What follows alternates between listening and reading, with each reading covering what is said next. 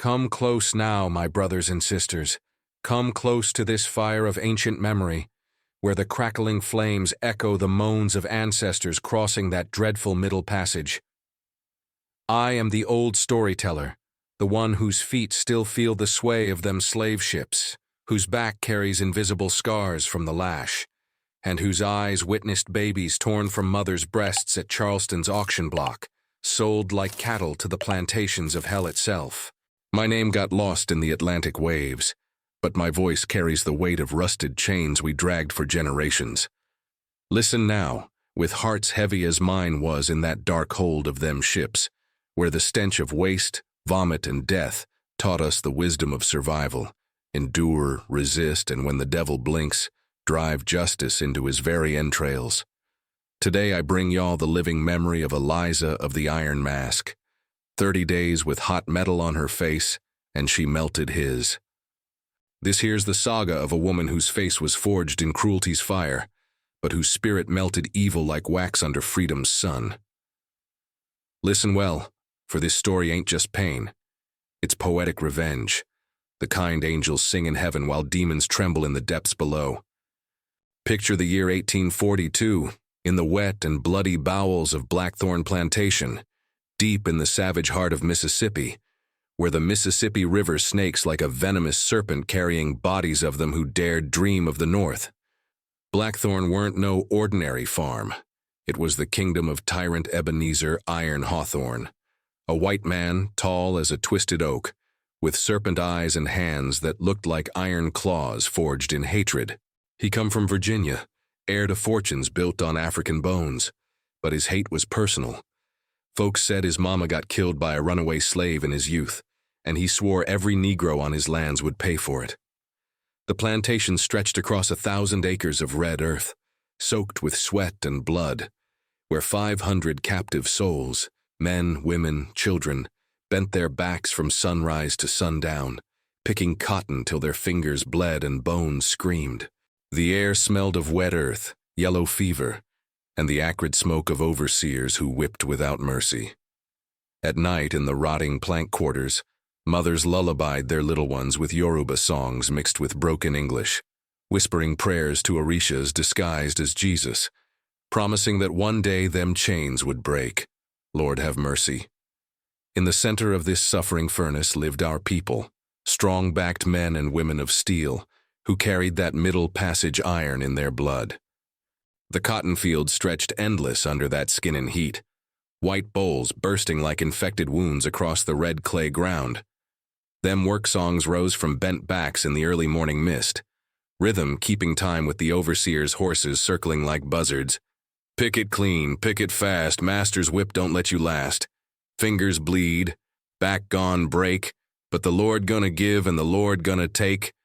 In them days of deep sorrow, the cotton wasn't just crop. It was white gold baptized in black suffering, each bowl carrying the salt of tears, the copper taste of blood, the bitter knowledge that your children would inherit these same shackles. The fields whispered with the ghosts of them who fell face down and never rose, buried shallow in unmarked graves where the cotton roots drank their sacrifice. And listen here, child. In the heart of this hell walked Eliza, our queen of shadows, a woman 28 years old forged in the fire of the Middle Passage.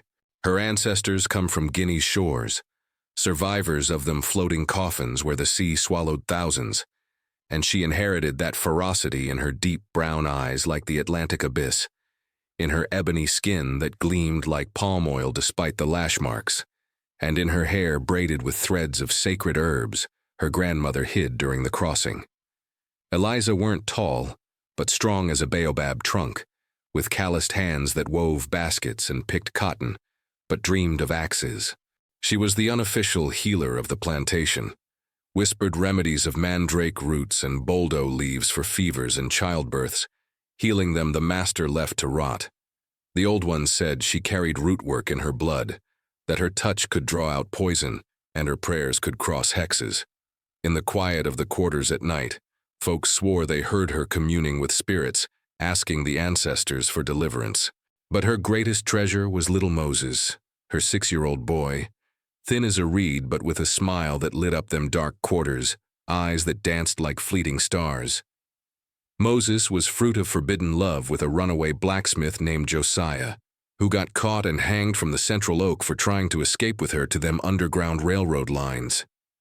Eliza carried him in her womb while watching his daddy swing, swearing in night whispers, "I'm gonna carry you to Canaan, boy. These chains won't hold us forever." Sweet Jesus. The boy had his father's fierce spirit, already learning to read scratches in the dirt that Eliza drew by firelight. Forbidden knowledge that could cost them both the whipping post. But knowledge was the one thing Massa couldn't brand with hot iron. The one rebellion that lived inside the skull where chains couldn't reach. On this particular June morning, heavy with the weight of storm-soaked air, Eliza worked her row alongside Moses, teaching him the rhythm that kept exhaustion at bay.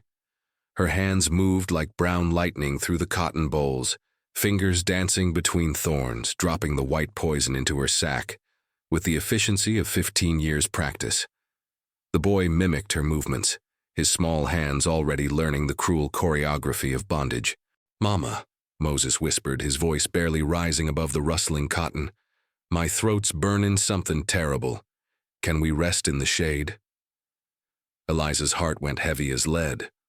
Water breaks were scarce as mercy on Blackthorn, and that overseer Jackson, mean driver with a soul blacker than tar, rode his horse through the rows like death itself, counting heads and tallying bags with cold arithmetic. She glanced at the sun, already climbing high and merciless, and saw her boy's lips cracking like dry clay. "Hold fast, baby," she murmured, her voice carrying that ancient wisdom passed down from them who survived the ships. "When that sun reach its highest point, we get our ration. You just keep picking, keep moving, and think about that North Star we gonna follow one day." But the old folks say trouble comes riding when least expected, and this morning it came mounted on a black stallion, wearing the face of damnation itself. The ground trembled first, a low rumble that made the cotton stalks shiver. Then come the sound, hoofbeats pounding the red earth like drums of war. Conversation died in the fields as every back straightened slightly, every eye cast sideways toward the approaching thunder. Children clutched their mamas' skirts, and them who knew better started picking faster, hands blurring through cotton like their lives depended on it. Because they did. Ebenezer Iron Hawthorne crested the rise on his stallion, a black specter against the bleached sky. His overseer Jackson rode beside him, cracking his whip in the air just to hear it sing, a sound that made old scars remember and fresh flesh anticipate. Hawthorne's face was twisted in that particular rage plantation masters wore when profits were threatened, when nature itself dared defy his divine right to extract wealth from human misery. "Listen up, you worthless dogs," his voice boomed across the field like Judgment Day. "That storm flooded half my cotton, rotting in the mud while y'all been lazing about. I'm doubling the quota, sun to sun, no water breaks, no rest. Any buck or wench who don't fill their quota gets 20 lashes at the post, and their children get sold downriver to the sugar death camps in Louisiana." A ripple of anguish swept through the field, suppressed moans, bitten lips, tears mixing with sweat. Them sugar plantations was where folks went to die, ground to dust in 18 months of cutting cane under a hell sun that made Mississippi look like paradise. Selling children there was worse than death. It was eternal damnation. Moses swayed on his feet, the heat and thirst finally claiming him. His little legs buckled, and he collapsed into the cotton like a felled sapling. Eliza dropped her sack and caught him, feeling his forehead burning with fever heat. Around them, other mothers were making the same terrible calculations. My child or Massa's quota. My baby's life or 20 lashes that might kill me. In that moment, something shifted in Eliza's chest. That iron her ancestors carried across the middle passage, heated white-hot in her breast. She looked down at Moses, unconscious in her arms, then up at Hawthorne on his stallion, and felt her lips moving before her mind could stop them. The words that came out weren't pleading or begging. They were accusation, judgment, prophecy. "My boy's dying of thirst while you threaten us with whips. God sees this, The Lord of glory sees every evil you do in these fields. The silence that fell was absolute. The silence of held breath, of heart stopping, of the moment before lightning strikes. Every eye turned toward Eliza standing tall among the cotton, her son in her arms, her face transformed into something fierce and terrible as the African queens who fought slave raiders on Guinea's coast. Hawthorne's face went purple as a bruise. He wheeled his horse around, Stallion's hooves churning red clay, and pointed one trembling finger at Eliza like a death sentence. You dare speak to me with that mouth?" Jackson's whip cracked the air, and 2 field drivers rushed toward Eliza. She set Moses gently down, kissed his fevered forehead, and whispered the prayer her grandmother taught her, the one that called on Oya, warrior goddess disguised as Saint Barbara, the one who commands wind and lightning and righteous fury. As rough hands grabbed her arms, dragging her toward the mounted men, Eliza felt that first taste of rebellion, bitter as wormwood, sweet as promised freedom, sharp as the blade she would one day press against her oppressor's throat. "Take her to the forge," Hawthorne's voice cracked with sadistic glee. "I'll teach this uppity wench what happens when slaves forget their place. Gonna shut that rebellious mouth permanent." And that's how it all started, folks. That's how the legend of Eliza's Iron Mask was born, in a cotton field, under a merciless sun, with a mother's love transformed into defiance that would shake the foundations of Blackthorn Plantation and echo through generations. They dragged her past the quarters where old women made the sign of the cross, and young men clenched their fists in impotent rage.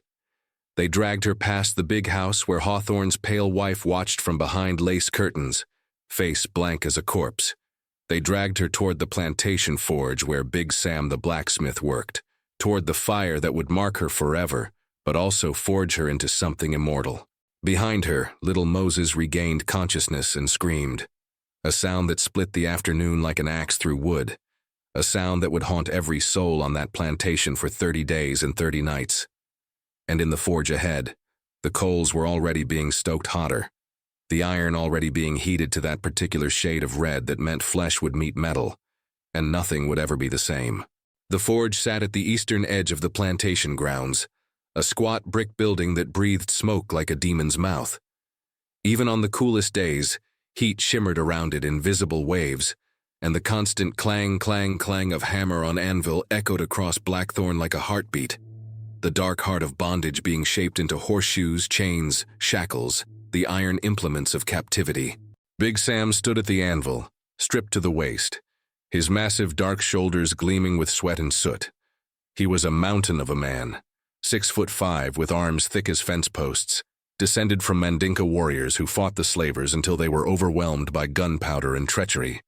Sam could bend iron bars with his bare hands, could lift a full-grown mule, but them same hands trembled now as the overseer Jackson shoved Eliza through the forge door. "Sam," Jackson barked, tobacco juice dribbling down his chin. "Master Hawthorne's got a special commission for you. Need you to forge something particular." Eliza stumbled but kept her feet, chin still raised despite the rough handling. Her eyes met Big Sam's across the forge fire, and in that glance passed 1,000 unspoken words. Apology, resignation, silent plea. Sam had been at Blackthorn longer than anyone, had forged the very chains that bound them all, and each piece of iron he shaped carved another scar on his soul. Hawthorne dismounted and strode into the forge like he owned not just the land, but the very air they breathed. His boots clicked on the stone floor, and he carried a leather case under his arm, the kind doctors used for surgical instruments, but whatever was inside was meant for torture, not healing. "Samuel," Hawthorne said, voice dripping false civility, "you've been a good buck, faithful and skilled. Today I need you to prove that loyalty." He opened the case, revealing a rolled parchment with a detailed drawing. "I need you to forge this, exact specifications, and I need it done in the next hour."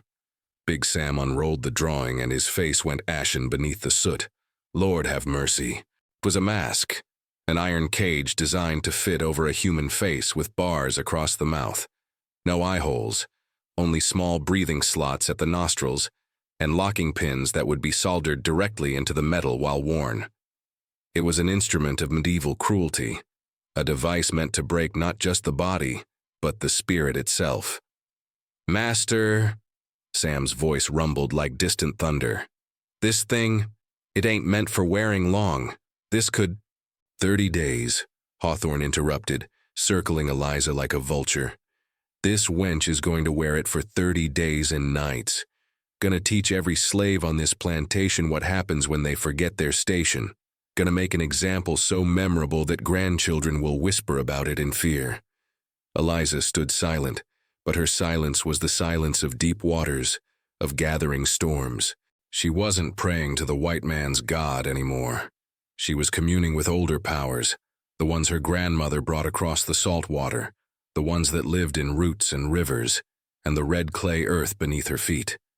You can't do this to her. The voice came from the forge door. Little Moses, having followed despite his fever, his small body shaking with rage and terror. You can't hurt my mama. Jackson moved fast, grabbing the boy by his threadbare shirt and raising a hand to strike. But before the blow could land, Eliza moved faster. She broke free from the distracted guards and threw herself between them, taking the vicious slap across her own face that sent her sprawling onto the forge floor, split lip bleeding onto the stones. Touch my child again, she said quietly, spitting blood. And I swear by every spirit that crossed the water with us, by every ancestor buried in unmarked graves, by the power of them who survived the ship, I will haunt you beyond death. Your children's children will know my curse. The men in the forge felt it then, that prickling at the back of the neck, the sudden chill despite the furnace heat. Them old ones in the quarters talked about such things, about the power of words spoken by them who had nothing left to lose, about conjure women who could hex a man with just their dying breath. Even Jackson stepped back, making a sign against evil. Hawthorne's face twisted with fury and something else, fear poorly masked as rage. Get that brat out of here. Lock him in the punishment box. And you— He grabbed Eliza by her hair, forcing her head back. You just added 10 days to your sentence for that threat. 40 days in the mask now. And if you die wearing it, we'll bury you in it so folks remember what happens to uppity slaves who think they got power over white men. They dragged Moses away screaming, his small voice echoing across the plantation. Mama, mama, don't let them hurt you. And each cry was a knife in Eliza's heart, sharper than any lash, deeper than any brand. Big Sam stood frozen at the anvil, that drawing trembling in his massive hands. He looked at Eliza, at the blood on her lips, at the defiance still burning in her eyes, and something inside him cracked. He'd forged chains for 30 years, had shackled his own kin, had bent iron to the master's will because the alternative was death. But this abomination— I can't, he whispered. Master, I can't forge this thing. It ain't right. It ain't. The gunshot was deafening in the enclosed space. Hawthorne had drawn his pistol and fired into the forge roof, sending sparks and splinters raining down. You'll forge it, or I'll have you gelded and sold to the turpentine camps. You'll forge it and you'll fit it on her head while the iron's still hot enough to sear. You understand me, boy? In the terrible silence that followed, only the forge fire spoke, crackling and popping like bones breaking. Big Sam's eyes met Eliza's one last time, and she gave the slightest nod. Do it, her expression said.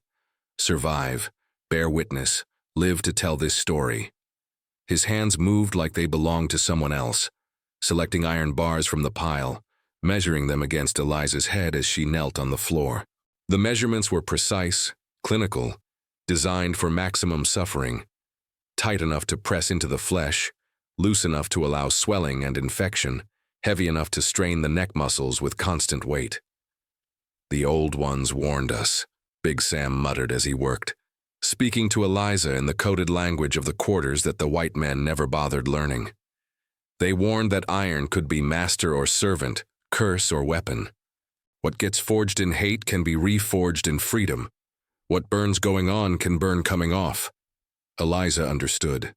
She nodded, storing his words like seeds to be planted later. The forge heated to white-hot intensity. Sam shaped the bars with hammer blows that rang like funeral bells. Each strike a prayer for forgiveness, each spark a plea to the ancestors for mercy. He welded and riveted and measured again, creating the cage that would imprison a human face, turn a woman into a spectacle of terror. When it was done, that evil thing glowing red in the firelight, Hawthorne clapped his hands in perverse delight. Magnificent! Absolutely magnificent! Now let's see how it fits. They forced Eliza to her knees on the stone floor. 4 men held her, 2 on her arms, 2 gripping her head to keep it still. She didn't struggle, didn't scream.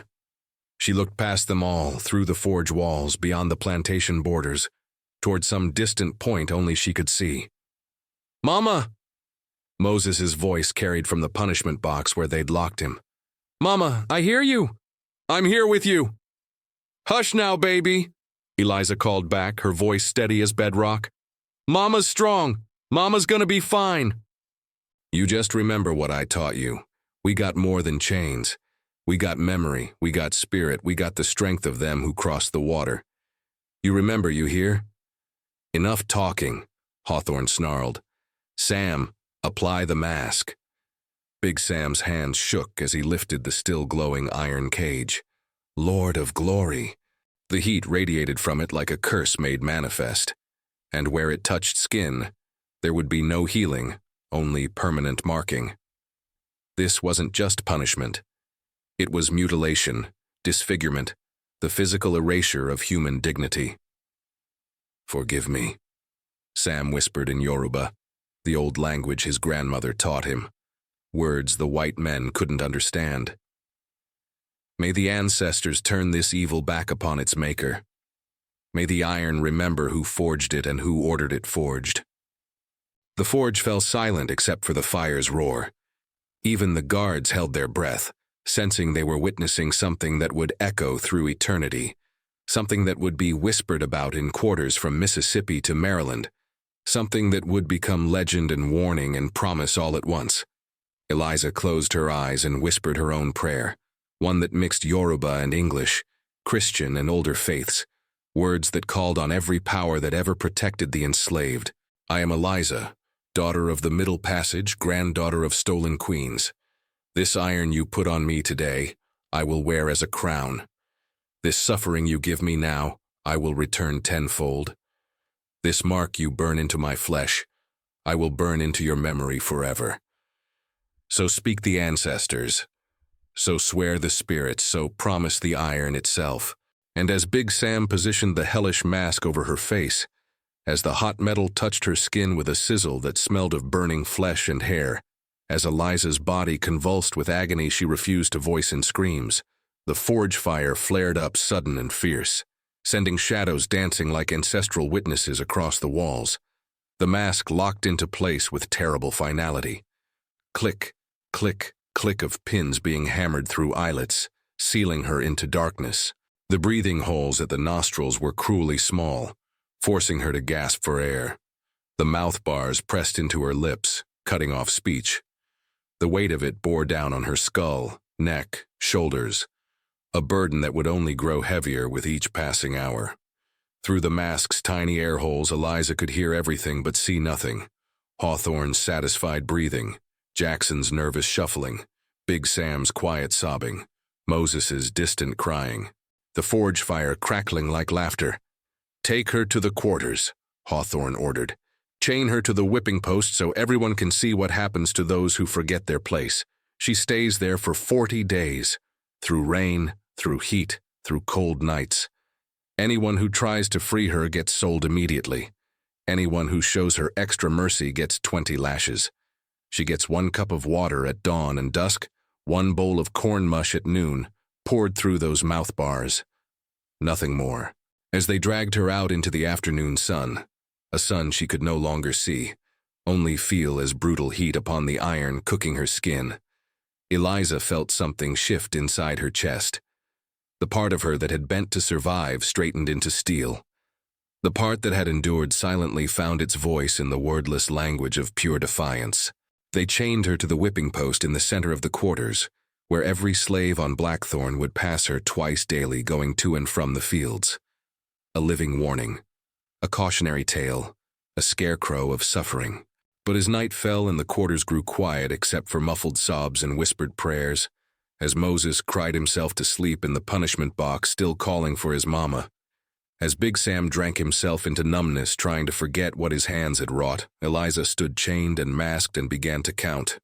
1 day down, 39 to go. And in the darkness inside the iron cage where no light penetrated, where the smell of her own scorched flesh filled her nostrils, where every breath was a struggle and every heartbeat a defiance, Eliza began to plan. The iron that imprisoned her would become her weapon. The suffering that broke others would forge her stronger. The mask that was meant to silence her would become her war cry. 40 days in hell, she thought. Then I show them what hell really is. And somewhere in the spirit world, the ancestors heard her oath and smiled. The whipping post stood ancient and scarred in the quarter's center, its wood dark with old blood and sweat, a monument to suffering that had witnessed countless agonies. They chained Eliza there as the sun climbed higher, that merciless Mississippi heat turning the iron mask into a slow-cooking pot against her flesh. Lord have mercy. The pain was immediate and absolute. Not just the burning where hot metal had seared skin, but the crushing weight on her skull, the way the bars cut into her lips with every breath, the claustrophobic darkness that pressed against her eyes like burial earth. No sight, no voice. Only the muffled sounds of the world filtered through iron and agony. The quarters folk gathered at a distance, forced to witness but forbidden to help. Old Mama Yaya, the root doctor who'd birthed half the children on Blackthorn, stood with tears streaming down her weathered face, lips moving in silent prayers to gods older than the plantation itself. Young men clenched their fists until nails drew blood, powerless rage building like storm pressure. Children hid behind their mothers' skirts, confused why the woman who healed their fevers now stood transformed into something from nightmare. "Don't you all turn away," Overseer Jackson shouted, cracking his whip for emphasis. "Master wants everybody to see. This what happens when you forget your place. This what happens when you think you got rights." But Eliza didn't bow her masked head, didn't slump against the chains. She stood straight-backed and defiant, a dark statue of resistance that seemed to grow more powerful with each passing moment. Folks swear on their lives they seen something shift in the air around her, a shimmer like heat waves, but cold as grave dirt. Inside the iron darkness, Eliza's mind raced. She counted her breaths, in through the tiny nostril holes, out past the mouth bars. She mapped the mask's construction, 3 vertical bars across the face, 2 horizontal supports, locking pins at the temples. She cataloged her pain. 2nd-degree burns on cheeks and forehead, split lips building pressure behind her eyes. And she remembered her grandmother's teaching. "Child, when the white man try to break you, you go deep inside where chains can't reach. You go to the place where our people still free, where the ancestors wait, where the spirits give strength to them who survive." Night fell like a shroud, bringing no relief. The mask trapped her body's heat, turning her head into a furnace. Mosquitoes and flies crawled through the bars, feeding on the raw flesh beneath. Infection's fever began its cruel work, making her shake despite the humid warmth.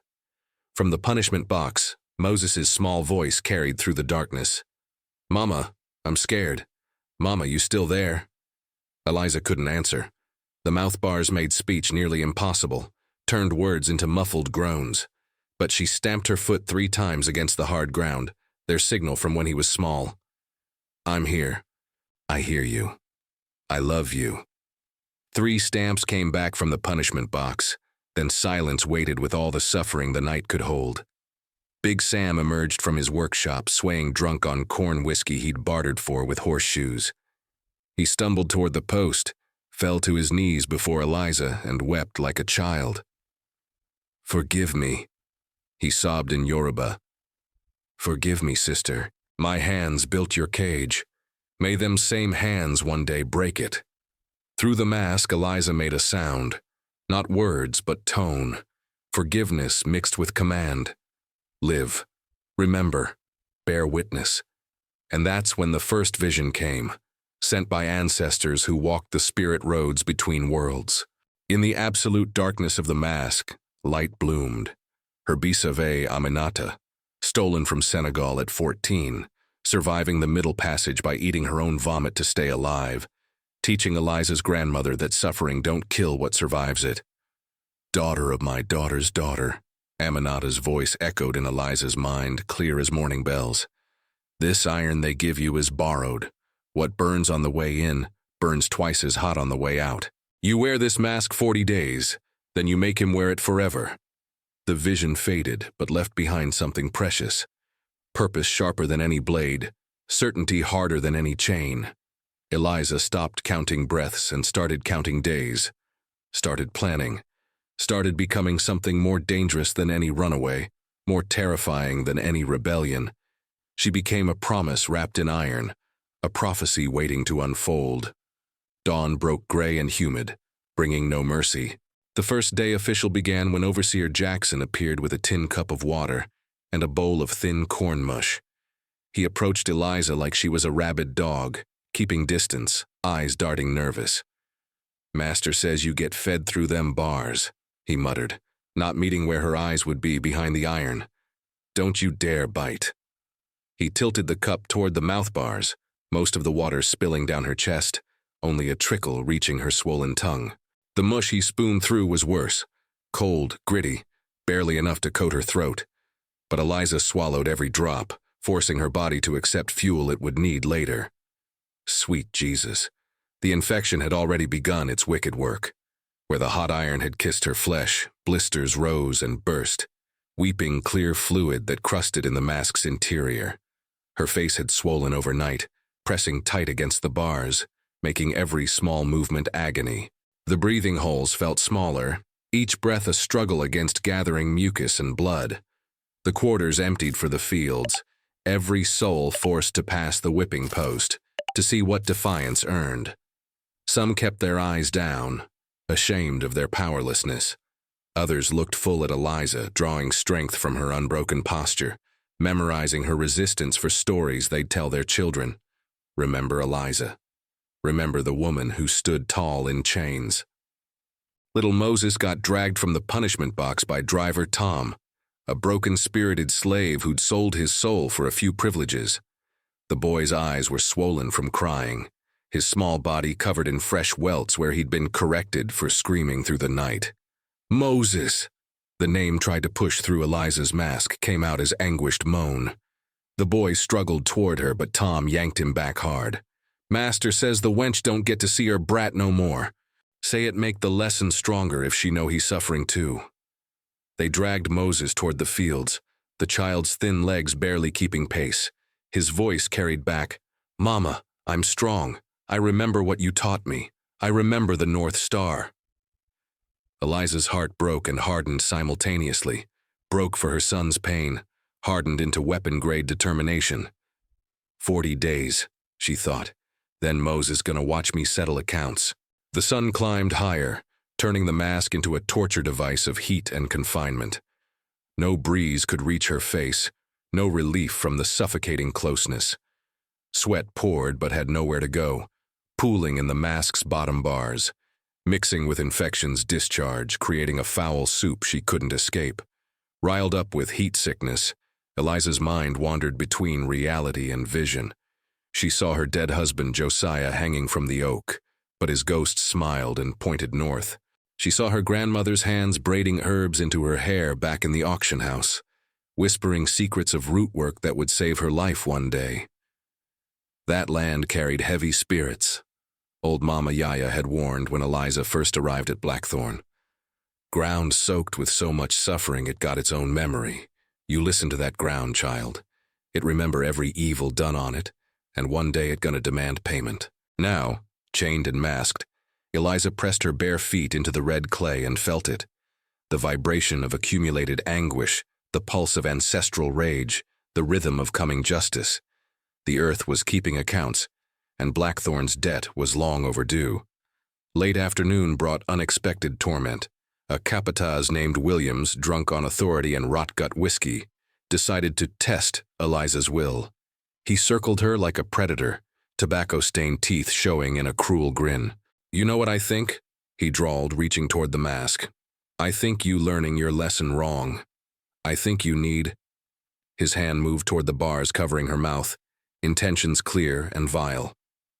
But before contact, Eliza made a sound, a low growl that seemed to come not from her throat but from somewhere deeper, older, more dangerous.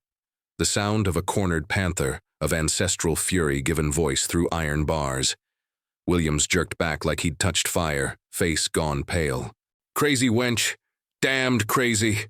He stumbled away, making signs against evil, muttering about haints and curses. Eliza stood straighter, understanding blooming like dark flowers in her mind. The mask that silenced her words had amplified something else, the raw power of presence, of will made manifest, of spirit too fierce to be caged even by iron. Night fell again, bringing stars she couldn't see, and a moon that couldn't light her darkness. But in that absolute black, illuminated only by fever dreams and ancestral visions, Eliza began to understand the gift hidden in her curse. The mask wasn't just punishment, it was transformation. A crucible forging her into something the masters hadn't imagined, couldn't control, would one day fear with reason.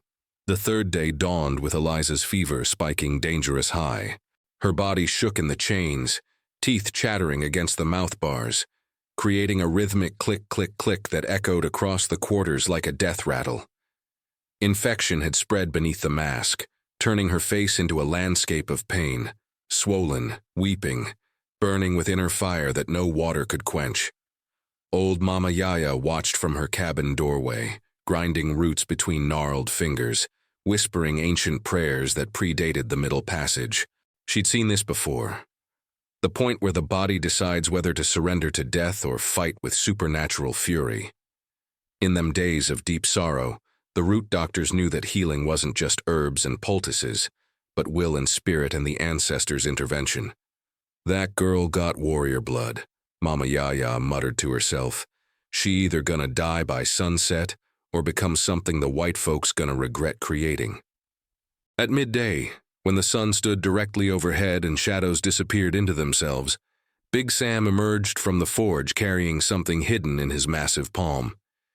He approached the whipping post with eyes cast down, pretending to check the chain's integrity while Jackson dozed drunk in the shade. "Sister," Sam whispered in Yoruba, pressing close to the mask, "I bring you medicine. Mandrake root mixed with wild garlic, blessed by Mama Yaya, mixed with graveyard dirt from your husband's resting place. It gonna fight the infection, but more.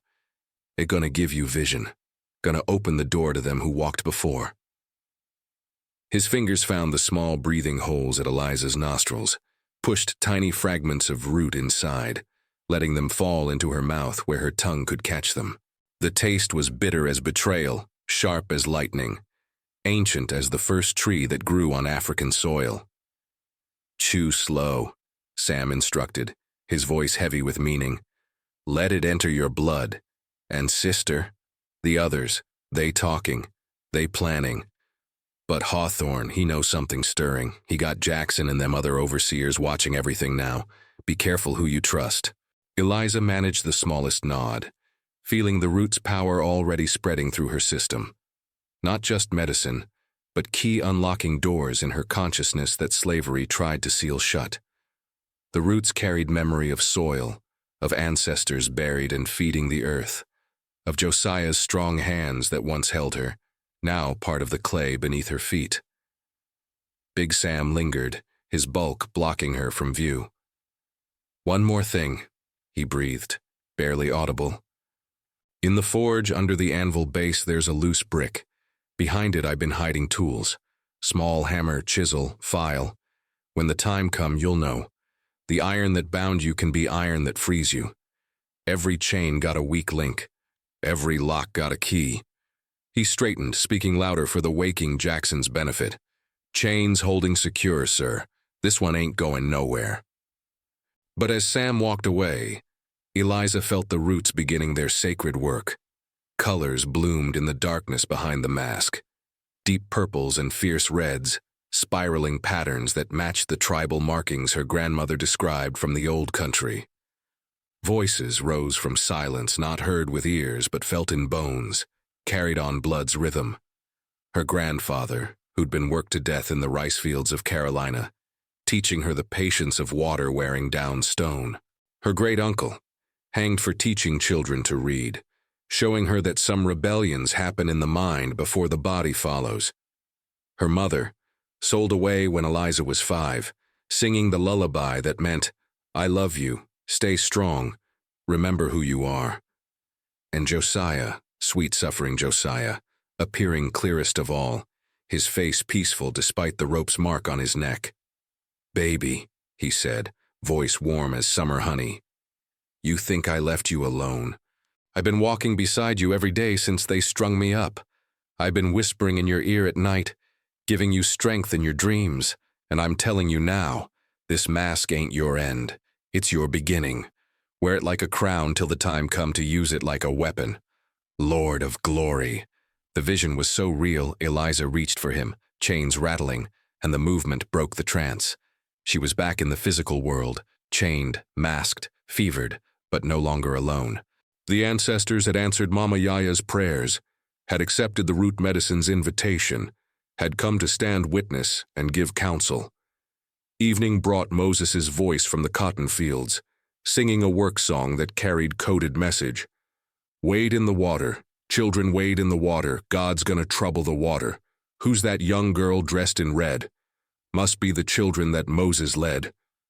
The song was a promise, a plan, a prophecy, and every slave who heard it understood.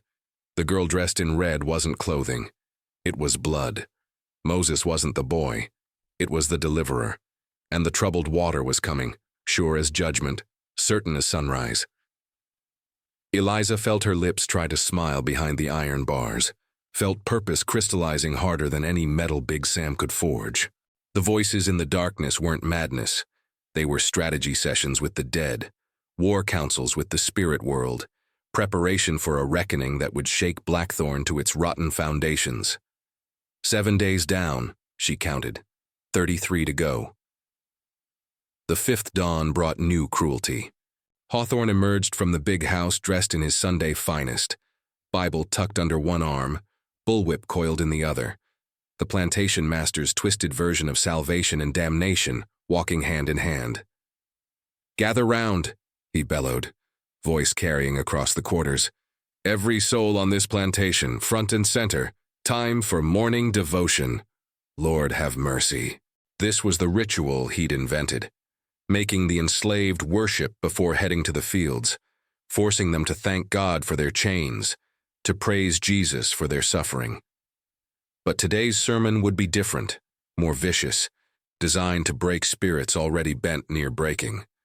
The people assembled slowly, reluctantly, forming a semicircle around the whipping post where Eliza stood chained and masked. Children clung to their mother's legs. Old ones leaned on walking sticks, eyes downcast. Young men vibrated with suppressed rage, fists clenched white at their sides. Hawthorne circled Eliza like a preacher describing hell's entrance. "Behold the wages of pride. Behold what happens when servants forget the divine order, when slaves think themselves equal to masters." His voice rose to fever pitch. "The good book says, 'Slaves, obey your earthly masters with fear and trembling.' This here is a living testament to that holy truth." He produced a small silver bell from his coat pocket, ringing it 3 times.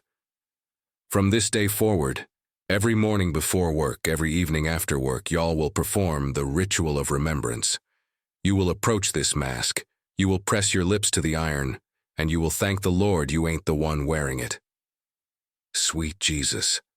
The assembled slaves gasped collectively, understanding the deeper violation. Hawthorne was weaponizing their survival against their sister, forcing them to participate in her humiliation, turning their obedience into her torture. "Driver Tom," Hawthorne snapped. "You first, show them how it's done." Tom approached on trembling legs, face twisted with shame and self-loathing. He was a broken-spirited man who'd chosen collaboration over resistance, trading his soul for slightly better rations and freedom from the whip. Now that deal demanded payment in a currency that would haunt him forever. He leaned toward the mask, lips quivering, and pressed them briefly against the iron bars. The metal was still body-warm from Eliza's fever, slick with infection's discharge and crusted blood. Tom jerked back, gagging, eyes filled with tears. "Louder!" Hawthorne demanded. "Say the words. Thank you, Master, for your mercy. Thank you, Master. Tom's voice broke like pottery shattering. For your mercy. One by one they came, field hands and house servants, the young and the ancient, each forced to perform the degrading ritual. Some did it quickly, mechanically, eyes squeezed shut. Others lingered, whispering apologies in languages the overseers couldn't understand. Forgive us, sister. We see you, Queen.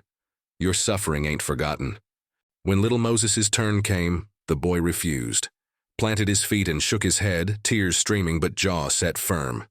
No, that's my mama. I won't kiss her cage.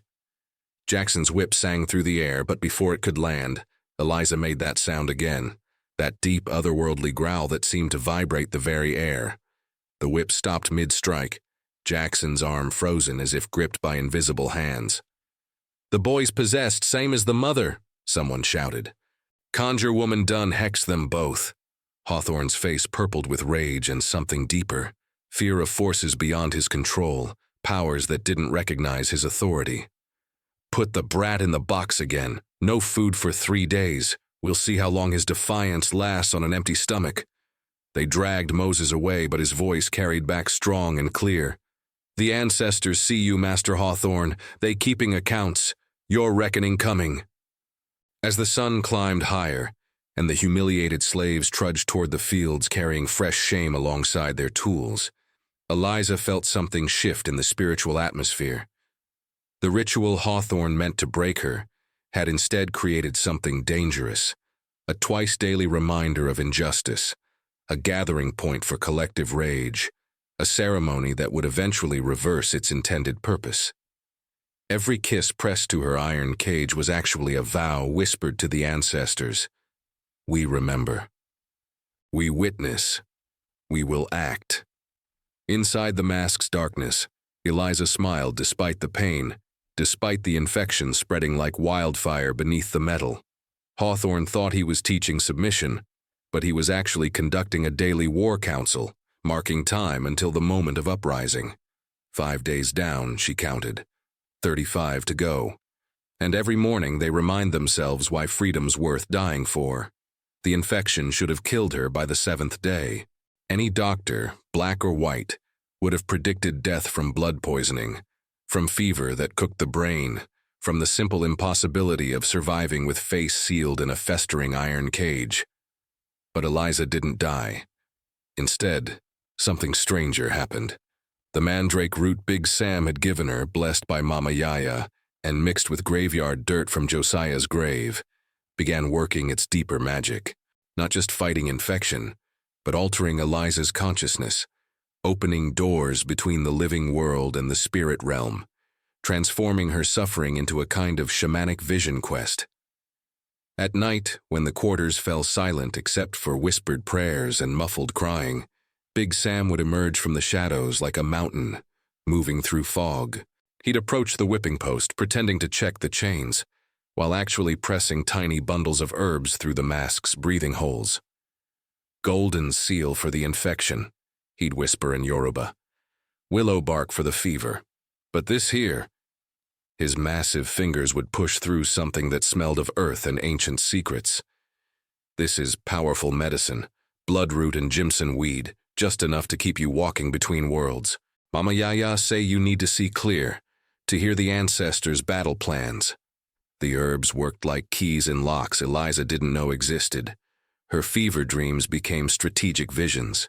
She saw the plantation from above, like a bird soaring on thermal winds, every building, every road, every weak point in Hawthorne's defenses.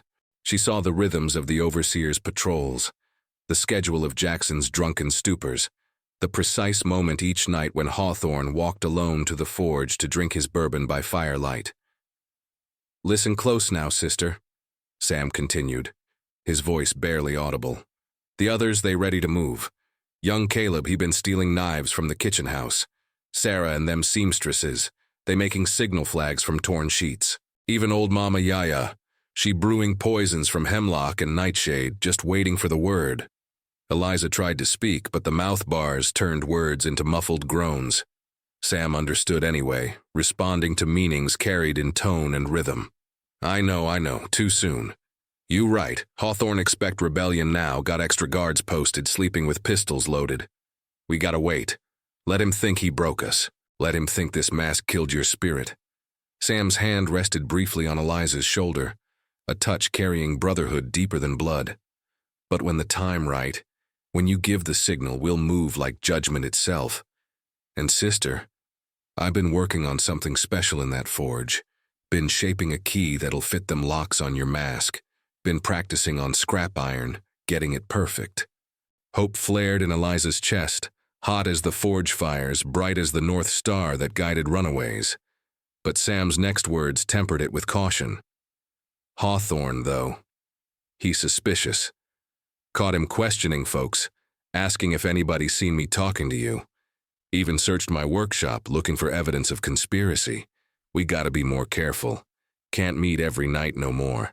Maybe every third night, and only when the moon's dark enough to hide movement.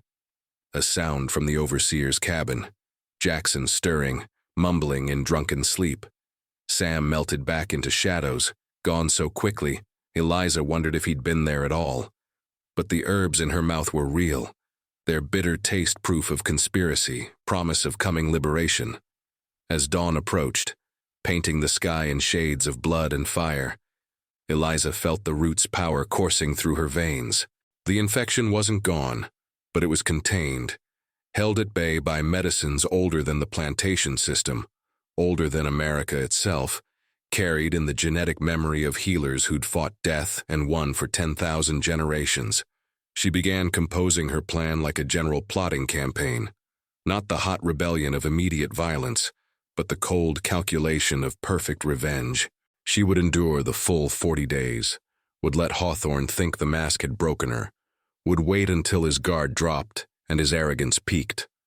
Then she would strike, not just for herself, but for every soul who'd been forced to kiss her iron cage, for Moses suffering in darkness, for Josiah swinging from the oak, for her mother sold away crying, for her grandmother stolen from African shores. The mask would come off on the 40th day. But what happened next would make every white soul on Blackthorn wish it had stayed on forever. The 10th night brought a moon dark as a slaver's heart, perfect for conspiracy. In the quarters, when even the crickets seemed to hold their breath, the plotting began in earnest. Folks gathered in small groups speaking in that coded language slaves perfected, half English, half African tongues, all rebellion. Young Caleb, barely 18 but already scarred from whippings, had managed to steal 3 kitchen knives and a meat cleaver. He wrapped them in burlap and buried them beneath the quarter's foundation, ready for the day of reckoning. "I'm fast," he whispered to the circle of trusted conspirators.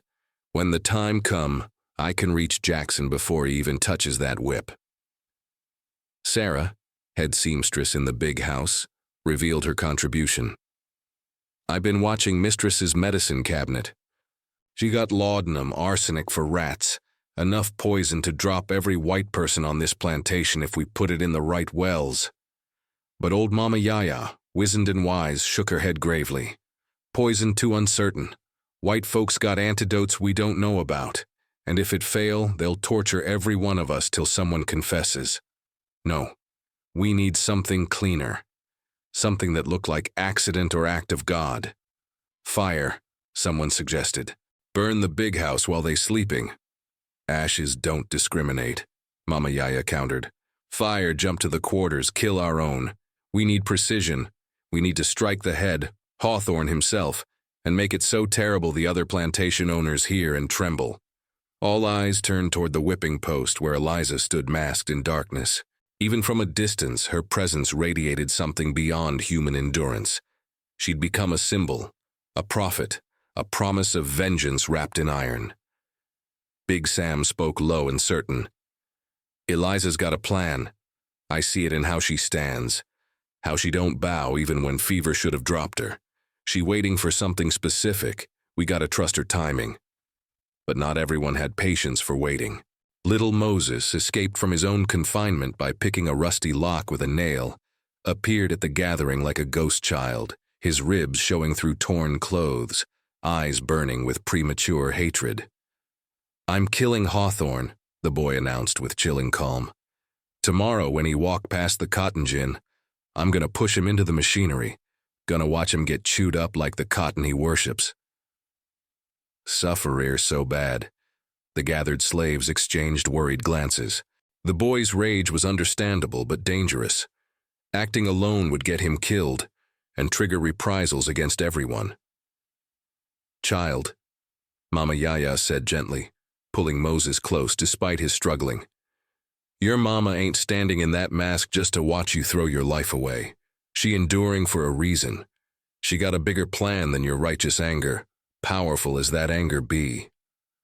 But she's dying, Moses sobbed, childhood finally breaking through his forced bravery. Every day I see her and she's smaller, weaker, the mask eating her alive. How long we supposed to wait? Till she's dead? Till we're all dead? The question hung in the humid night air like smoke from a funeral pyre. How long did the oppressed wait for the perfect moment? How much suffering was strategic, and how much was just suffering? Sam knelt beside the boy, his massive frame somehow gentle. Your mama taught you about the North Star, didn't she? About how runaways follow it to freedom. Well, right now she is the North Star for all of us. We watching her, following her lead, trusting she'll guide us true. But even as he spoke, movement at the overseer's cabin made everyone scatter like shadows before lightning.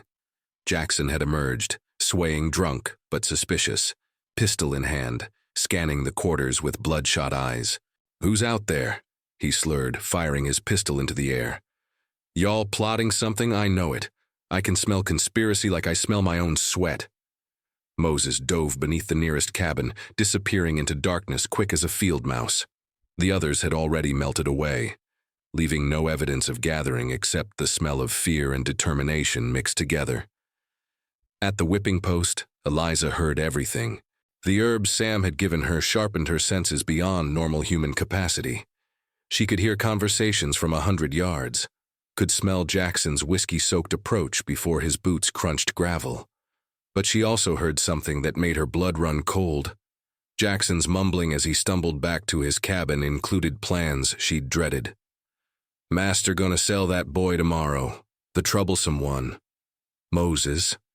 Yeah, gonna fetch good price at auction. Teach that masked witch the real meaning of suffering. Inside the iron cage, Eliza's heart exploded with terror and rage. All her patience, all her strategic waiting, all her acceptance of suffering. It meant nothing if Moses was sold away. Once he left Blackthorn, she'd never find him, never hold him again, never fulfill the promise she'd made to Josiah's ghost. The night's conspiracy had revealed both hope and crisis, and Eliza realized with terrible clarity that her 40-day plan might need to accelerate. If Moses was being sold tomorrow, then tomorrow would be the day everything changed. The mask suddenly felt lighter, no longer a cage, but a weapon waiting to be wielded. Dawn came too soon and too cruel. Before the sun cleared the horizon, Hawthorne emerged from the big house dressed in his auction day finest, gray suit, polished boots, silver-topped cane that doubled as a weapon. Behind him walked a slave trader from Natchez, a vulture-faced man named Simmons who specialized in difficult merchandise. The young, the rebellious, the ones who needed breaking before they'd fetch top dollar. Lord have mercy.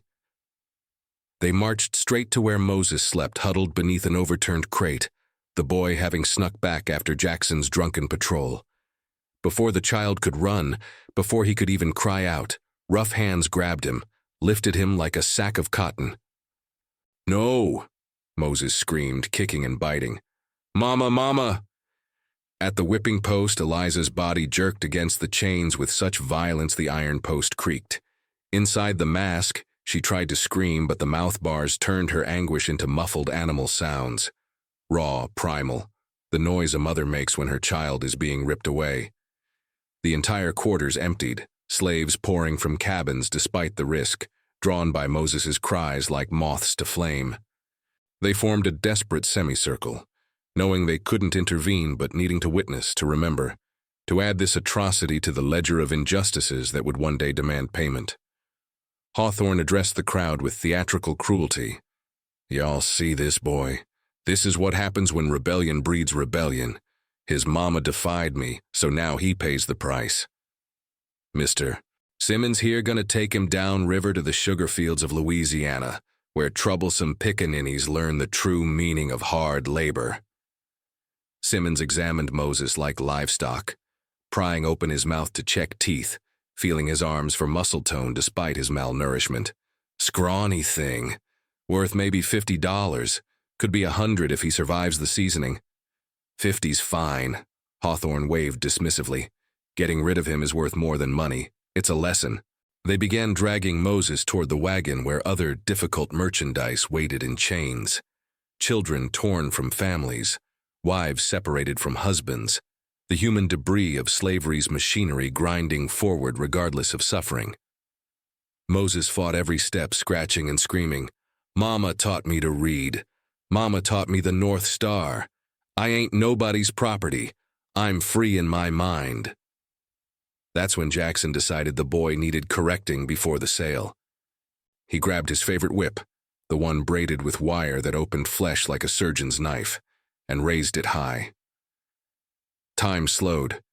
Eliza saw the whip rise in perfect arc, saw the morning sunlight catch the wire barbs, saw her son's thin back, already scarred but not yet destroyed, saw the trajectory that would mark him forever. Something inside her broke, not her spirit, that had become unbreakable iron. But the restraint she'd maintained, the strategic patience, the willingness to wait for the perfect moment. None of that mattered if Moses was being destroyed before her eyes.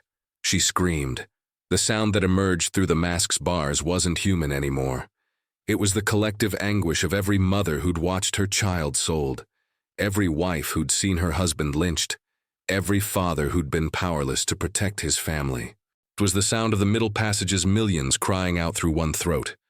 It was ancestral rage given voice through iron bars. The whip descended, connected. Moses's small body jerked and fell, a red line appearing across his back. Eliza's chains snapped tight as she lunged forward with superhuman strength, actually lifting the whipping post several inches from the ground before falling back.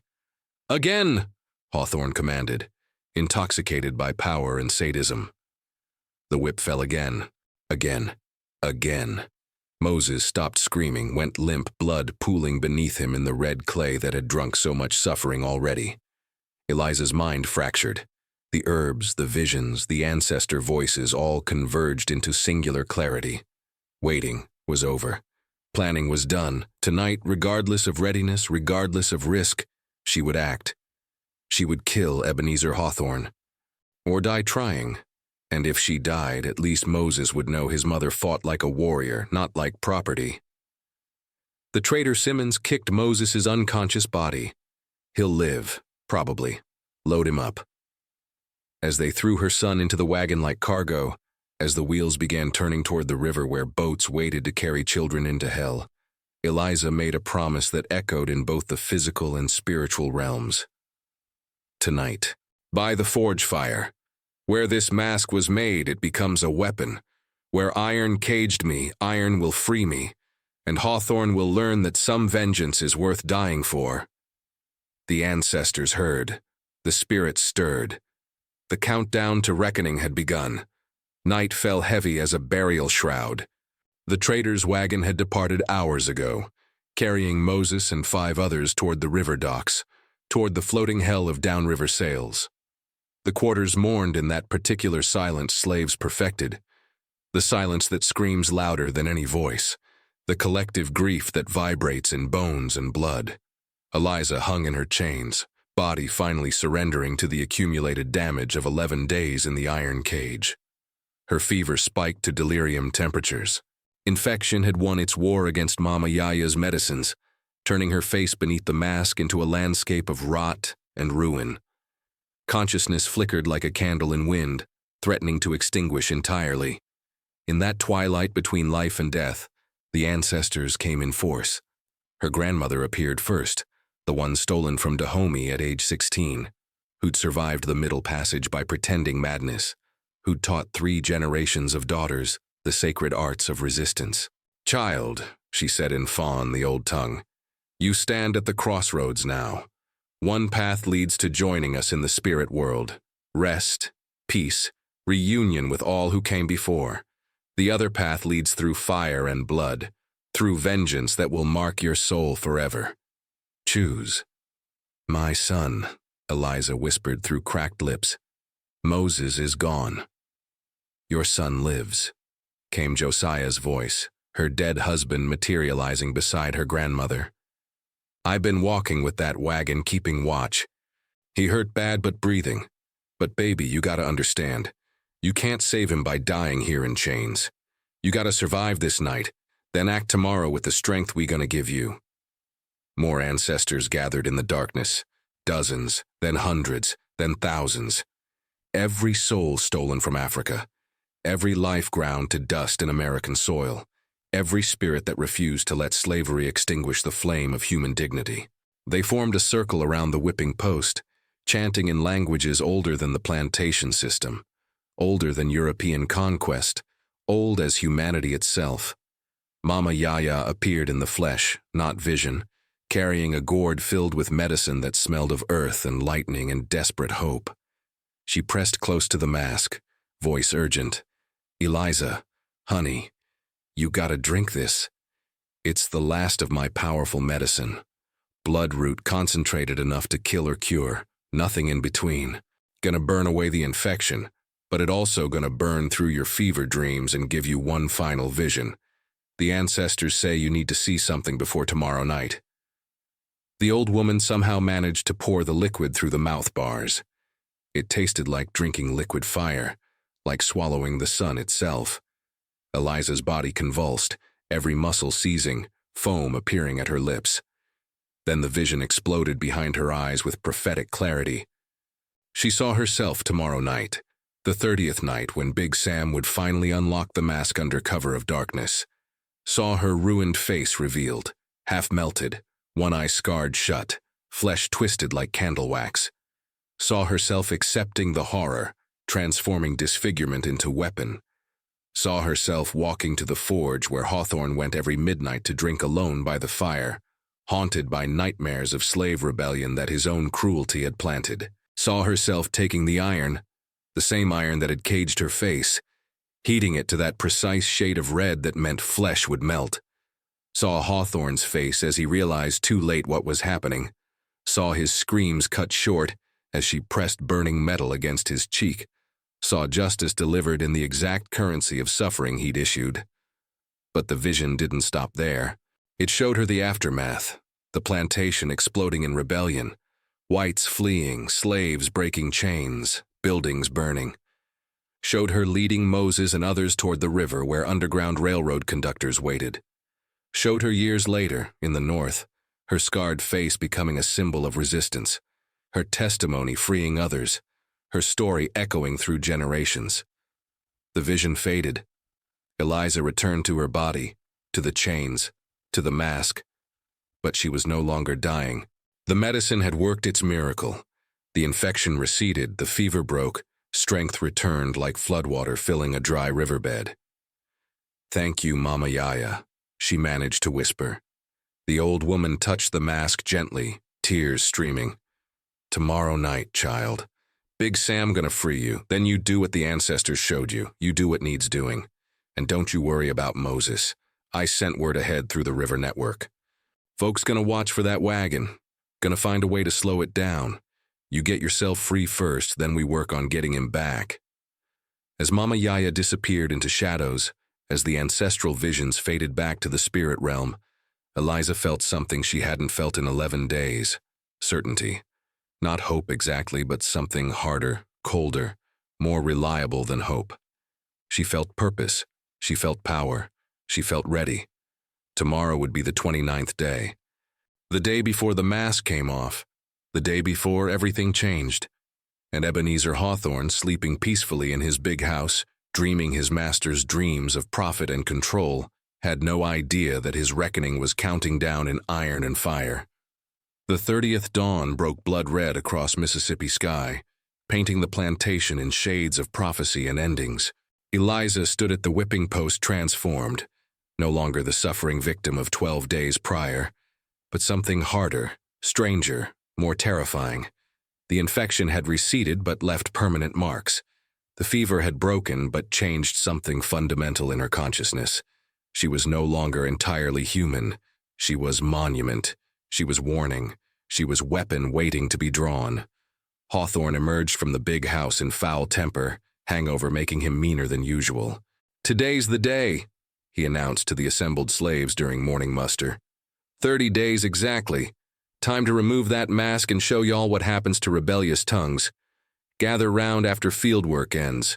We gonna make this a celebration." Sweet Jesus. He'd planned a spectacle. The unveiling as entertainment, Eliza's ruined face as the final lesson. He'd invited neighboring plantation masters, had ordered a pig roasted, had even bought extra whiskey. The removal of the mask wasn't mercy. It was the crescendo of his sadistic symphony. The day crawled by with agonizing slowness. In the fields, slaves worked in tense silence, everyone knowing something was coming, but not what.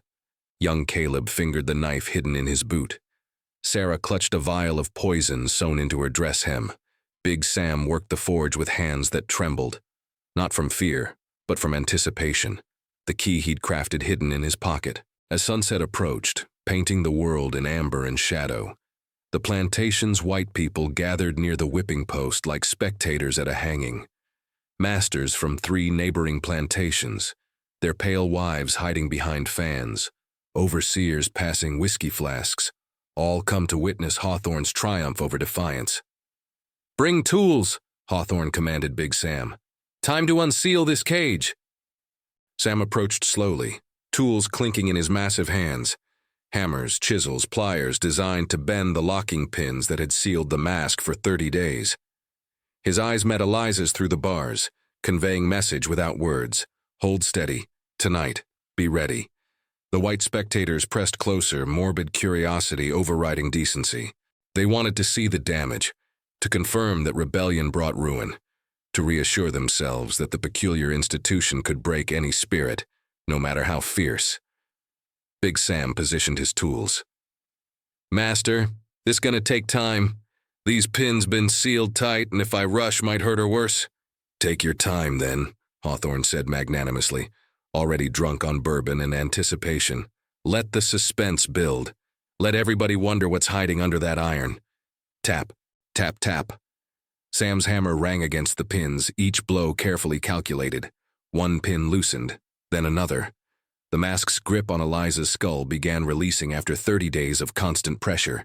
Fresh air, actual moving air, touched her skin for the first time in what felt like eternity. The crowd leaned in. The sun continued its descent. Shadows lengthened like dark fingers reaching across the plantation.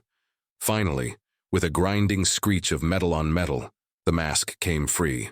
Sam lifted it away, revealing what lay beneath. The crowd gasped. Some turned away. One master's wife fainted into her husband's arms.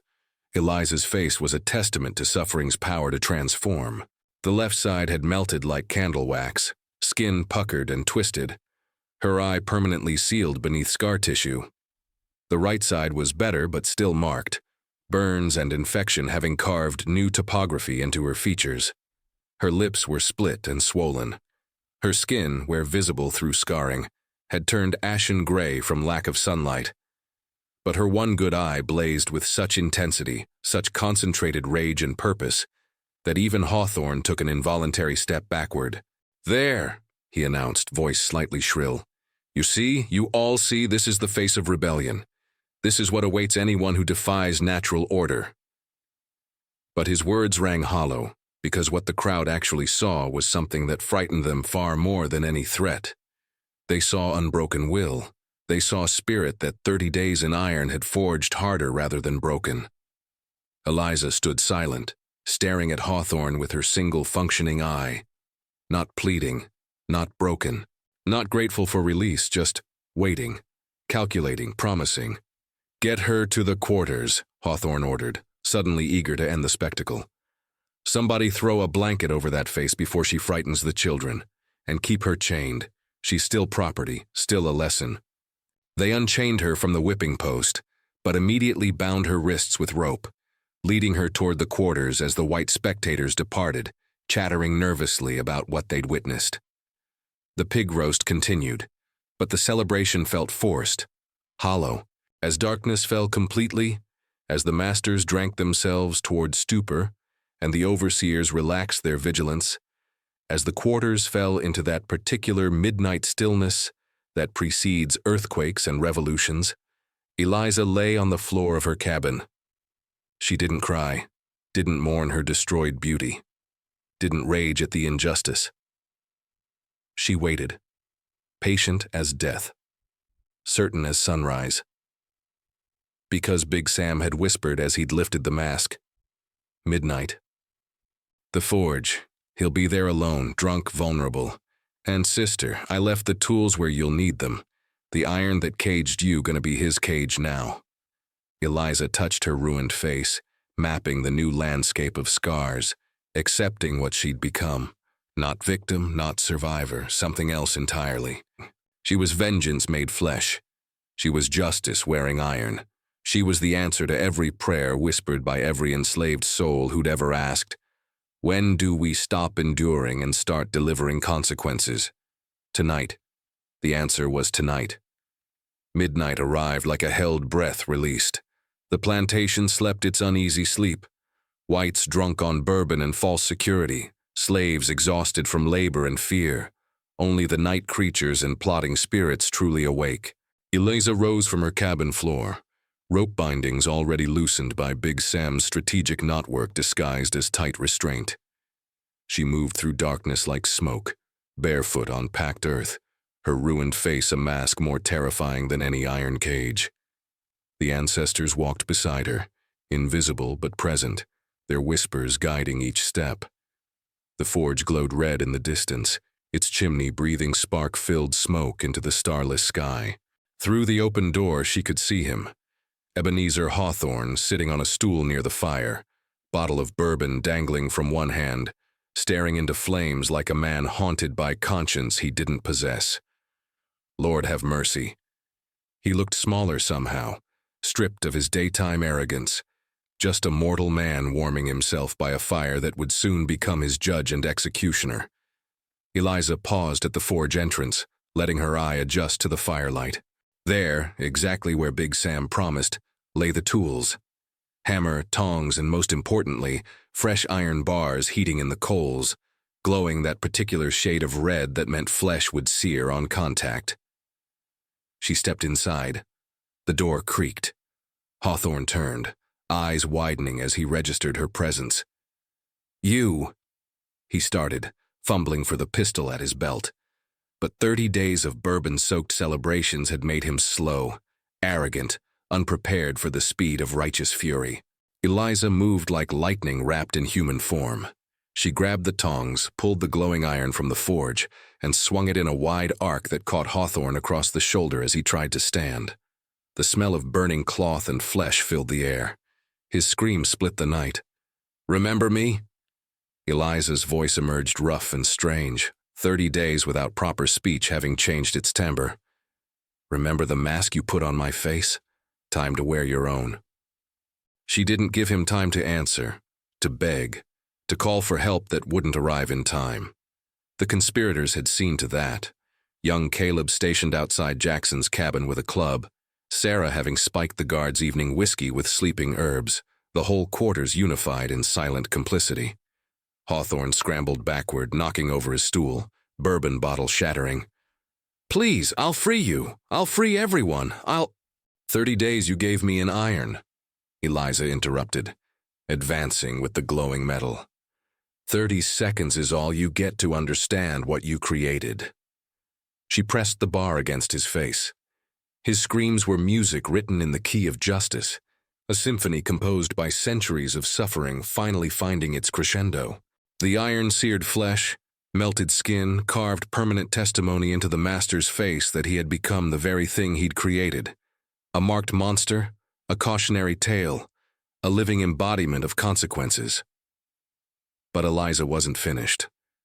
She grabbed more iron from the forge, used the tools Big Sam had left, and with precision born of ancestral guidance, began constructing a crude cage around Hawthorne's head. Not as sophisticated as the mask he'd commissioned, but effective, painful, poetic in its rough justice. "Now you see through bars," she said, welding pieces together with quick amateur strikes that Big Sam had taught her in whispered lessons. "Now you breathe through holes too small. Now you know what 30 days in hell feels like, except yours won't ever end." Hawthorne's muffled screams attracted no rescue.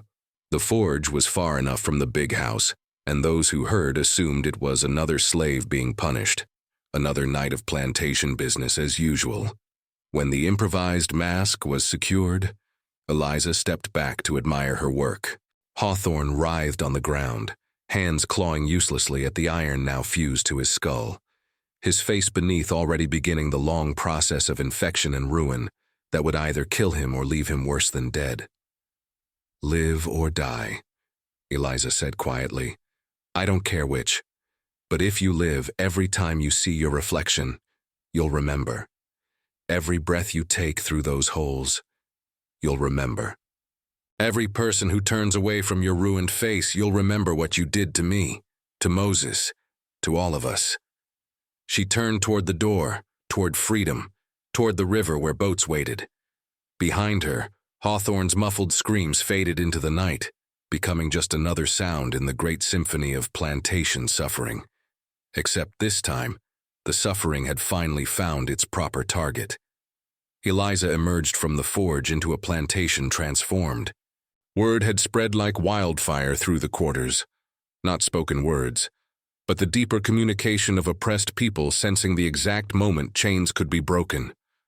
Torches appeared in the darkness, carried by hands that had only ever held cotton and chains, now holding fire. Big Sam stood at the center of the gathering storm, his massive frame silhouetted against flames already consuming the overseer's cabins. "Brothers and sisters," his voice boomed, "tonight we don't run like runaways. Tonight we walk like the free people we always been in our souls." Sweet Jesus.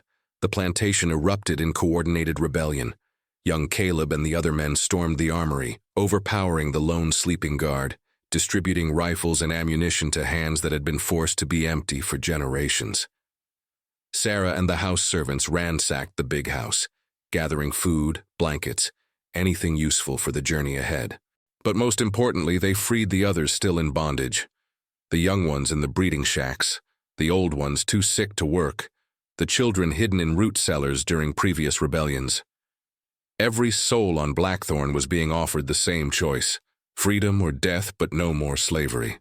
Mama Yaya appeared beside Eliza, pressing a bundle into her arms, food for the journey, herbs for healing. And this, she placed the iron mask, the one that had imprisoned Eliza for 30 days, into her hands. "Carry it.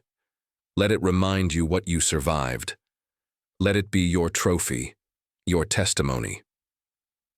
Flames climbed higher, consuming the big house now, destroying records of ownership, bills of sale, the paper chains that tried to make bondage legal.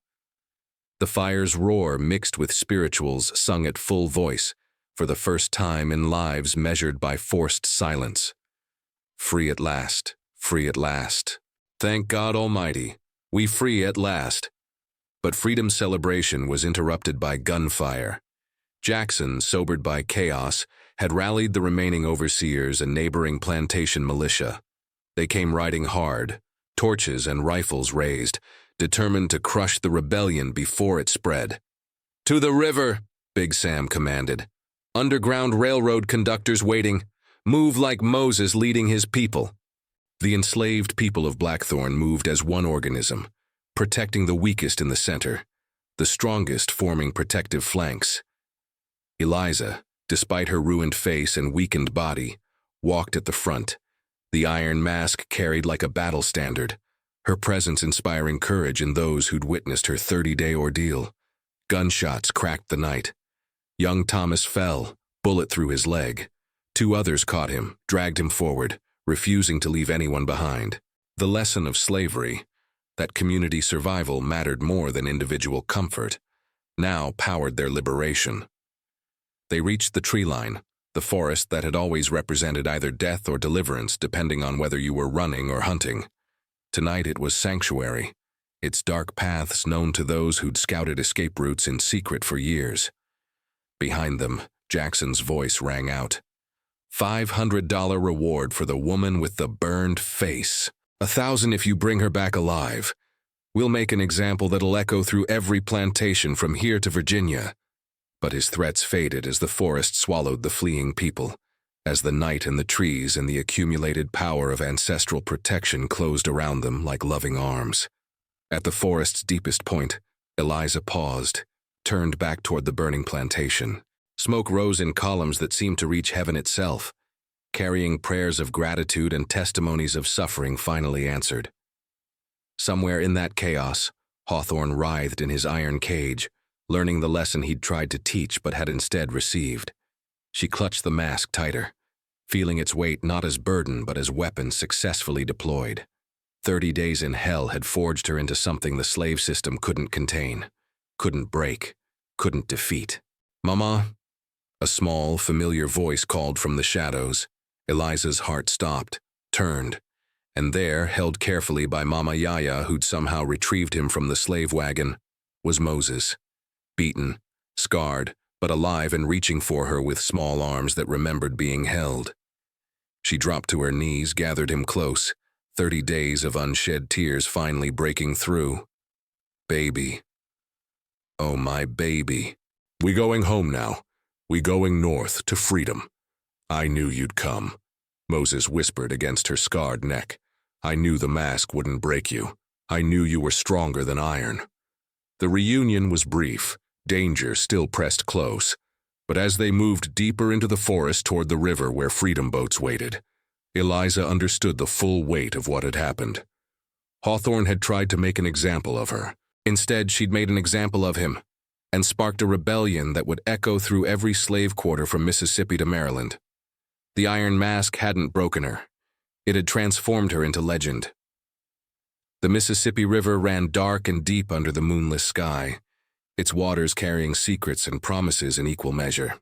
On its banks, hidden by willow trees and Spanish moss, waited 3 flat-bottomed boats manned by Quaker conductors and free black rivermen who risked everything to ferry souls toward freedom.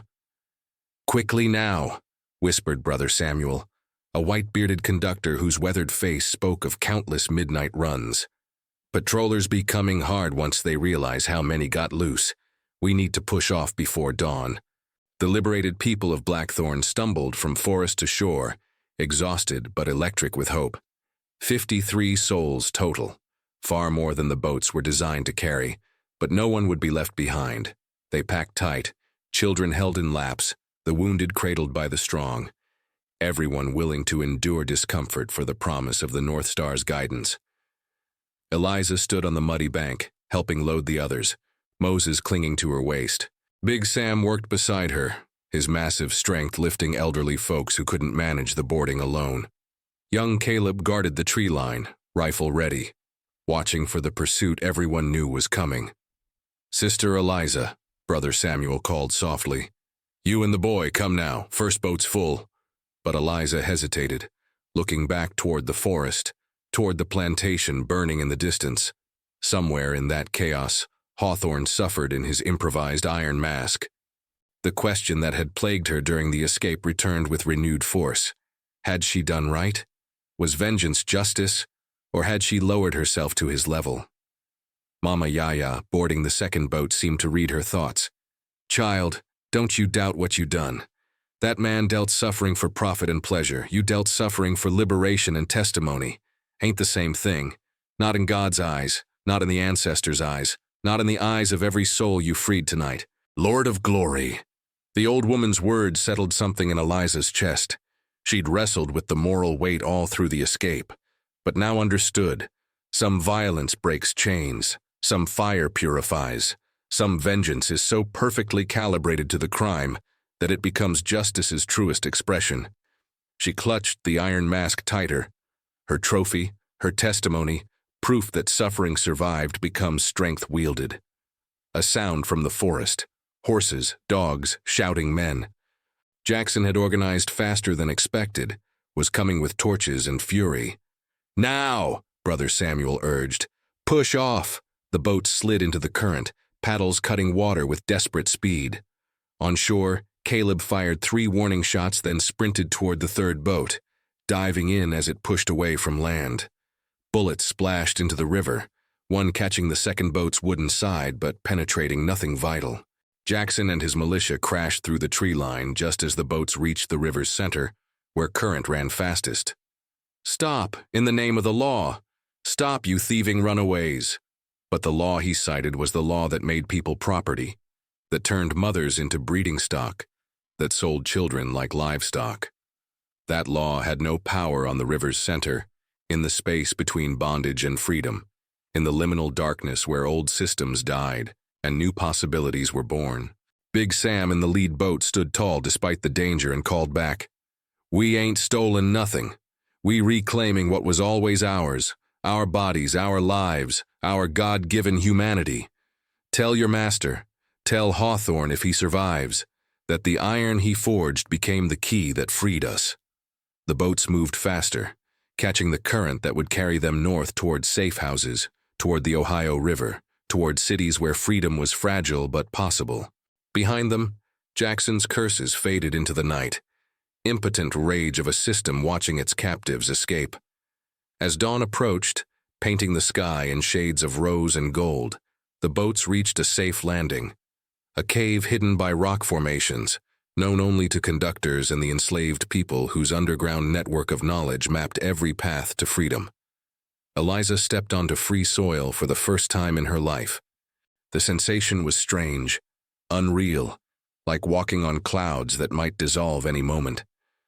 Moses held her hand, his small fingers tight with fear that this dream might end. "Is it real, Mama?" he whispered. "Are we really free?" She knelt, looked into his eyes with her one good eye, her ruined face a map of the price paid for this moment. "Real as iron, baby. Real as blood. Real as every ancestor who died dreaming of this. We free now, and we gonna stay free." Brother Samuel approached, carrying blankets and food. "There's a safe house 3 miles north. Folks there will feed you, tend your wounds, help you plan the next leg. But Sister Eliza—" He paused, studying her scarred face with something like awe. "Your story gonna spread. People need to hear what you survived, what you did. The abolitionist movement needs testimony like yours. You willing to speak?"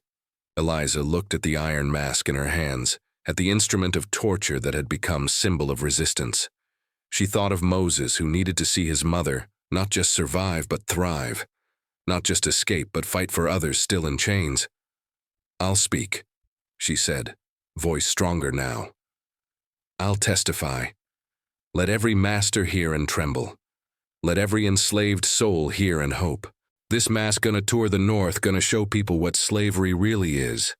And my face," she touched her scars without shame, "gonna be the face that haunts their nightmares till this evil system burns to the ground." The sun rose fully, illuminating 53 free people beginning their new lives, beginning the long journey from property to personhood, from bondage to belonging. And in that sunrise, Eliza stood tall, mask held high, ready to begin the next battle, not for escape, but for abolition itself. 10 years passed like water flowing north toward freedom. The woman who emerged from that Mississippi nightmare became something the slave powers never anticipated, a living testament to resistance, a prophet whose scarred face preached sermons no words could match. Eliza stood on stages from Boston to Philadelphia, the iron mask displayed beside her, telling her story to packed abolitionist halls. Her ruined face needed no embellishment, no dramatic flourish. It simply was, and in its brutal honesty lay power that moved hearts and changed minds. Frederick Douglass called her testimony the face of slavery's true nature. Harriet Tubman embraced her as sister in arms. Moses grew tall and fierce beside her, studying law by day, organizing resistance by night. The boy who'd watched his mother suffer now channeled that memory into action, defending runaways in courts, speaking at rallies, carrying forward the fire his mother had lit. Big Sam opened a forge in Philadelphia, Still shaped iron, but now for liberation's causes. Tools for underground railroad safe houses, horseshoes for conductors' horses, and replicas of the mask that toured with Eliza, each one testimony to suffering transformed into strength. The others from Blackthorn scattered across the north, building lives from fragments, healing wounds that went deeper than flesh. Some thrived, some struggled, all survived. And that survival itself was victory against a system designed to grind them into dust. As for Hawthorne, reports trickled north over the years. He'd survived, barely, his face permanently caged in the crude iron mask Eliza had forged. Too disfigured to show in public, too ashamed to remove the mask, he'd become a recluse, a cautionary tale whispered among masters who now looked over their shoulders more often, who slept less soundly, who understood that every cruelty planted seeds of future reckoning. Some called it justice, others called it vengeance, Eliza called it consequences. Now, in 1852, she stood before a crowd of thousands in New York, holding the mask that had tried to break her, speaking words that would be printed in newspapers across the nation. This iron was meant to silence me. Instead, it gave me a voice that will never stop speaking. It was meant to mark me as property. Instead, it marked me as free. Every scar on my face is a word in the language of resistance. Every day I survived was a victory against a system built on breaking spirits. She raised the mask high, firelight from torches making the iron glow like it had in that midnight forge a decade ago. The crowd erupted in applause that sounded like thunder, like justice, like the future arriving. Moses stood beside her, placing his hand on her shoulder, and together they looked toward that future, one where no mother would wear iron cages, no child would be sold, no human would be property. The fight wasn't over. The war against slavery would rage for years more. But on this night, in this moment, one woman who'd survived 30 days in hell stood free and unbroken, proof that the human spirit could endure anything and emerge not just intact, but transformed into something powerful enough to shake the foundations of empire. She lowered the mask, looked out at the sea of faces, black and white, enslaved and free, all united in the dream of justice, and spoke the words that had become her signature, her testimony, her promise. Those who suffered, suffered. Those who resisted left memory behind. And memory, my brothers and sisters, we keep it alive here, in the echoes from the quarters. We carry these stories in our bones, pass them to our children, and swear that never again will iron cage free spirits. Never again will masks silence truth. Never again. The crowd's roar shook the rafters, and somewhere in the spirit world, the ancestors smiled, knowing their daughter had kept the faith, had survived the fire, and had transformed suffering into a weapon that would help break the chains of an entire nation.